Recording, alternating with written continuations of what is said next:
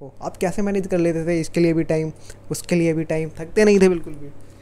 Sir मेरी training इसकी range forest officer की बहुत रिगरस ट्रेनिंग है। सुबह 5 बजे से उठ के रात के 8 बजे तक आपके पास बिल्कुल टाइम नहीं, और इतना बॉडी एग्जॉस्टिंग वाले काम होते हैं, कभी ड्रिल हो रही है, कभी परेड हो रही है, तो टाइम नहीं मिलता है।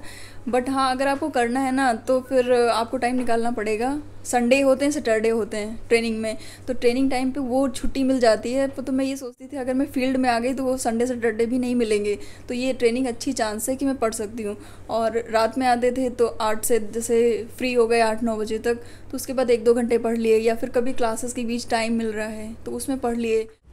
नमस्ते दोस्तों, मैं हूं शिवम दिवाकर और आपके लिए मुखर्जी नगर के सबसे ज़्यादा वीडियो बनाए हैं। दोस्तों अभी हम जीएस वर्ल्ड में हैं और ये जीएस वर्ल्ड का ऑफिस है मुखर्जी नगर में।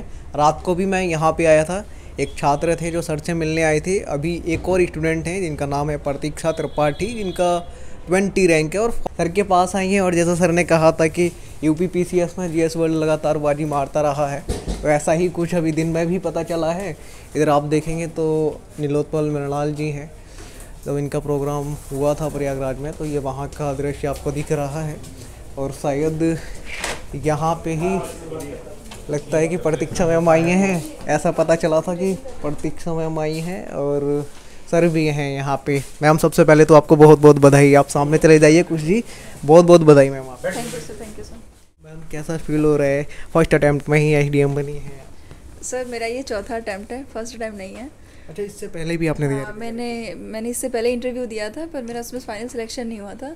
और अभी बहुत अच्छा लग रहा है कि एक बार मतलब फाइनली इस पीसीएस के चक्रव्यूह से बाहर निकल गए हैं, वो अच्छा लग रहा है। अच्छा मैम, ये जानना चाहूँगा जैसे कि अभी आपने बताया, मुझे शायद ये पता था कि आपने फर्स्ट अटैम्प्ट में ही कर दिया, आपने बताया कि ये चौथा था, तो किस तरीके से संघर्ष रहा? घर वाले कभी ये नहीं कहते थे आप बेटी हो घर पे रहो, बाहर मत जाओ, यहीं से पढ़ाई?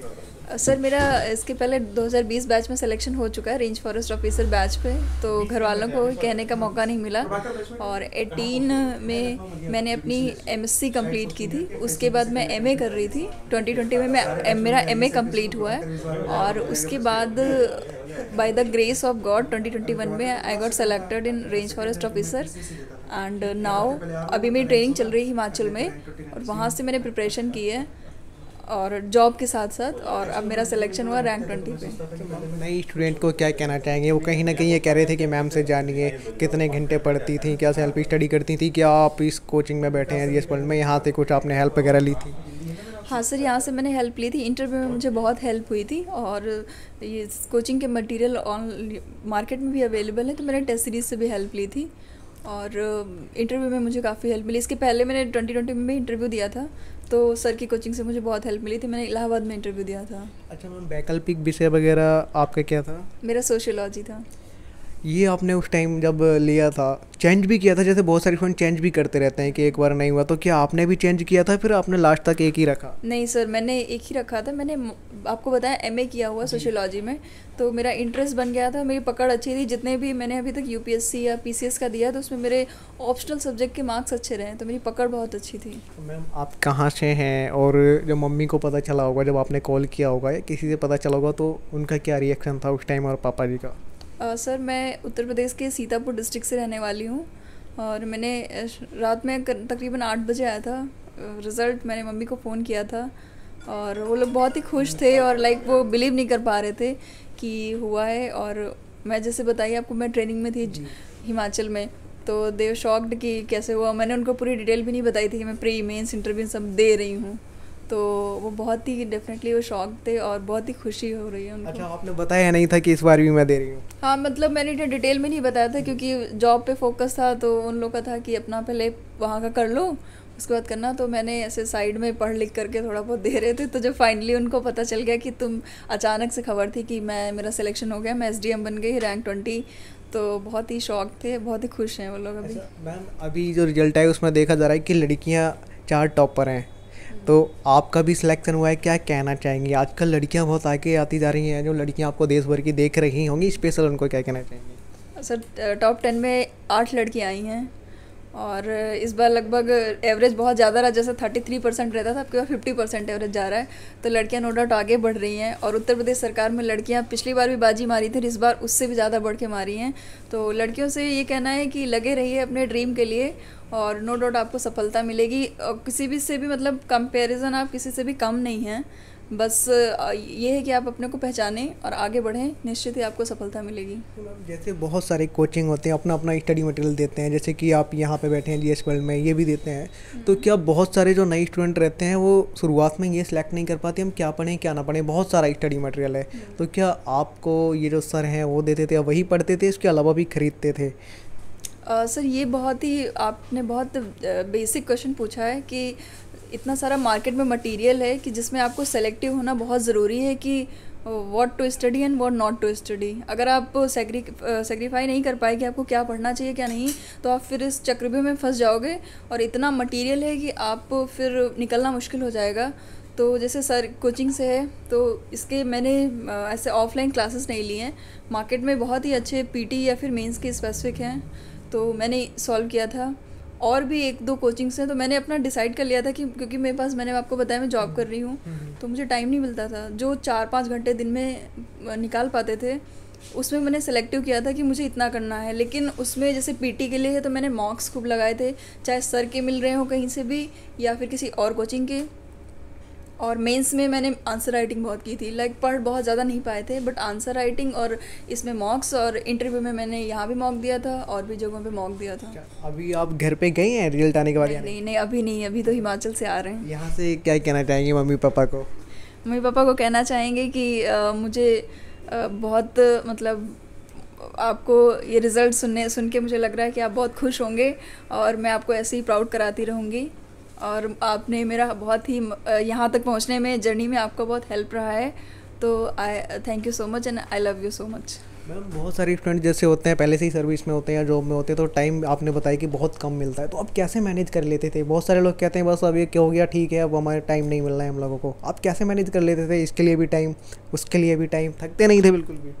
सर मेरी ट्रेनिंग इसकी रेंज फॉरेस्ट ऑफिसर की बहुत रिगरस ट्रेनिंग है। सुबह 5 बजे से उठ के रात के 8 बजे तक आपके पास बिल्कुल टाइम नहीं, और इतना बॉडी एग्जॉस्टिंग वाले काम होते हैं, कभी ड्रिल हो रही है कभी परेड हो रही है, तो टाइम नहीं मिलता। बट हाँ, अगर आपको करना है ना तो फिर आपको टाइम निकालना पड़ेगा। संडे होते हैं, सैटरडे होते हैं ट्रेनिंग में, तो ट्रेनिंग टाइम पे वो छुट्टी मिल जाती है। तो मैं ये सोचती थी अगर मैं फील्ड में आ गई तो वो संडे सैटरडे भी नहीं मिलेंगे, तो ये ट्रेनिंग अच्छी चांस है कि मैं पढ़ सकती हूँ। और रात में आते थे तो 8 से जैसे फ्री हो गए 8-9 बजे तक, तो उसके बाद 1-2 घंटे पढ़ लिए, या फिर कभी क्लासेस के बीच टाइम मिल रहा है तो उसमें पढ़ लिए। और आजकल से डिजिटल नोट्स हैं, आप बना सकते हो, जैसे मैंने बनाए थे, तो उससे हेल्प है। बात ये कि अगर आप करना चाह रहे हो ना, आपके अंदर लगन है, तो आप एनी हाउ कर लोगे उसको। आपकी हॉबी क्या है मैम? सर मेरी हॉबी एक तो ट्रैवलिंग है और दूसरी पोएट्री राइटिंग है।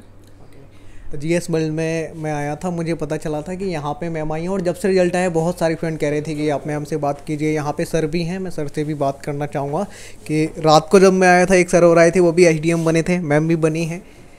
यहाँ पे सर हैं और सर भी हैं, मैं बात करना चाहूँगा। सर आपके स्टूडेंट लगातार आते जा रहे हैं, कल आपने रात में कुछ दावा किया था, मुझे लगता है कि थोड़ा बहुत सही निकलता जा रहा है। नहीं, थोड़ा बहुत नहीं कहेंगे, आप पूर्णतः सही निकलता जा रहा है। और आप रात को भी मिले थे, अभी आप मिले हैं, अभी आप फर्स्ट रैंक से भी आज मिलेंगे।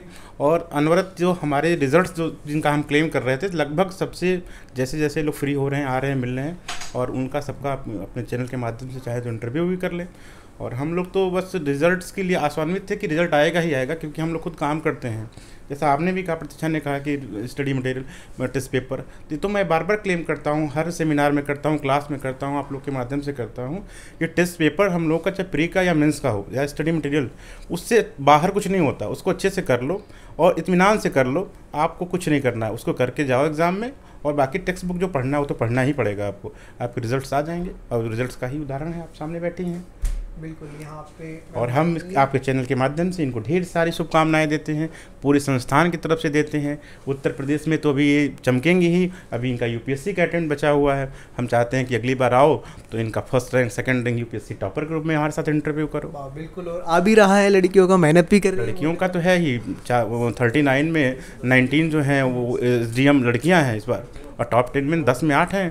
तो ये तो दिख ही रहा, साफ साफ दिख रहा है कि लड़कियां कर भी रही हैं, और सबसे बड़ी बात है लड़कियों में ज़बरदस्त मैं देख रहा हूँ इम्प्रूवमेंट है।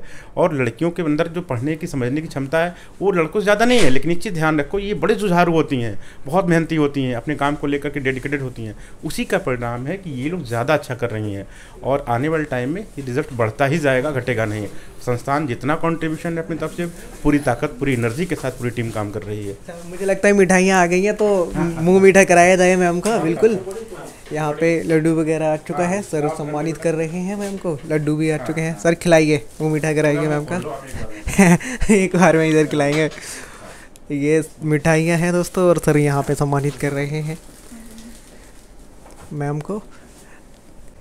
सर मैं आपसे भी जानना चाहूँगा, आपको कैसा फील हो रहा है? आपके स्टूडेंट लगातार आते जा रहे हैं। बहुत अच्छा फील हो रहा है, और प्रतीक्षा के रिजल्ट की प्रतीक्षा थी मुझे। और सबसे खुशी तब हुई जब प्रतीक्षा ने स्वयं कॉल करके बताया कि 20th रैंक आया है। और आज खुद प्रतीक्षा कॉल करके बोली कि मैं मिलना चाहती हूँ। मिलने आए, और इससे अच्छा कुछ हो ही नहीं सकता हमारे संस्थान के लिए और हम लोगों के लिए। ये बहुत ही खुशी का अवसर है कि हम लोग लगातार रिजल्ट देते जा रहे हैं। दोस्तों आज हम जीएस वर्ल्ड में आए थे, यहाँ पे हमारे साथ में सर हैं और प्रतीक्षा मैम थी जिनका 20 रैंक है, एसटीएम बनी है। उनसे हमने बात की। अगर आपको ऐसा लगता है हम कुछ भी पूछना भूल गए तो आप कमेंट बॉक्स में ज़रूर लिखिए। ये वीडियो हमारे सहयोगी साथी मिस्टर कुर्शा ने रिकॉर्ड किया है। ये वीडियो देखने के लिए आपका बेहद शुक्रिया।